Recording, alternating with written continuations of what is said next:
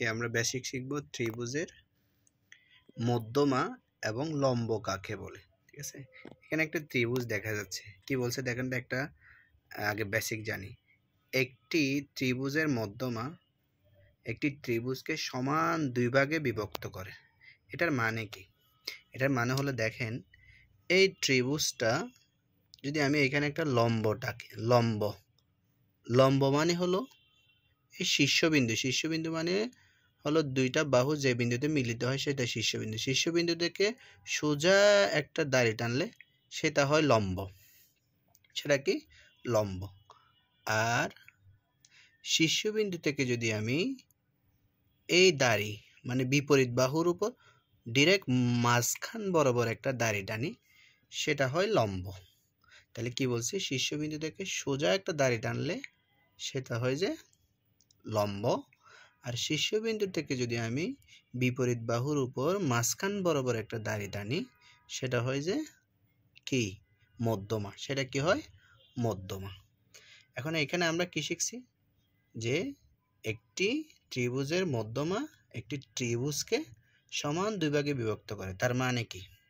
তার মানে হলো এটা সমান যদি এক্স হয়, এটা সমানও এক্স, মানে মানে আমি যখন এখানে একটা দাড়ি টানছি এখানে একটা কোণ উৎপন্ন হয়েছে, মনে করেন এটা ডি, তাহলে এ বি ডি ত্রিভুজ সমান যতটুক এ ডি সি ত্রিভুজ সমান ঠিক ততটুক।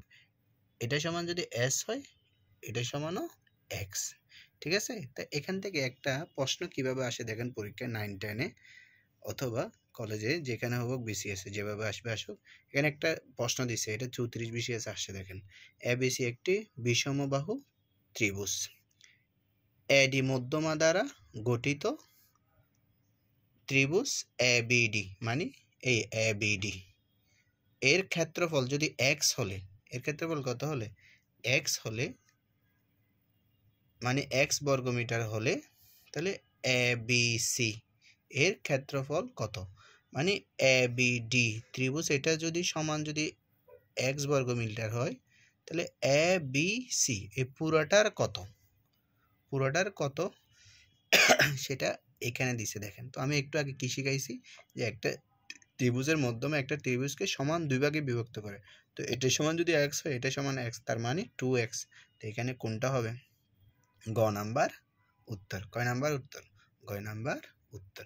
তাহলে আমরা আজকে দুইটা জিনিস শিখলাম, একটা হলো মধ্যমা কাকে বলে, আর একটা হলো লম্ব কাকে বলে। লম্ব হলে শীর্ষবিন্দু, মানে এখানে একটা ত্রিভুজের তিনটা শীর্ষবিন্দু, মানে কোনা যে বিন্দুতে মিলে সেগুলো এই শীর্ষবিন্দু। এখান থেকে একটা দাড়ি বিপরীত বাহুর উপর টানলে, ঠিক আছে, বিপরীত বাহুর উপর টানলে সোজা টানলে একদম সোজা সেটা হবে কি লম্ব। আর যদি বরাবর মাঝখান বরাবর টানে সেটা হবে মধ্যমা। ঠিক আছে, ওকে।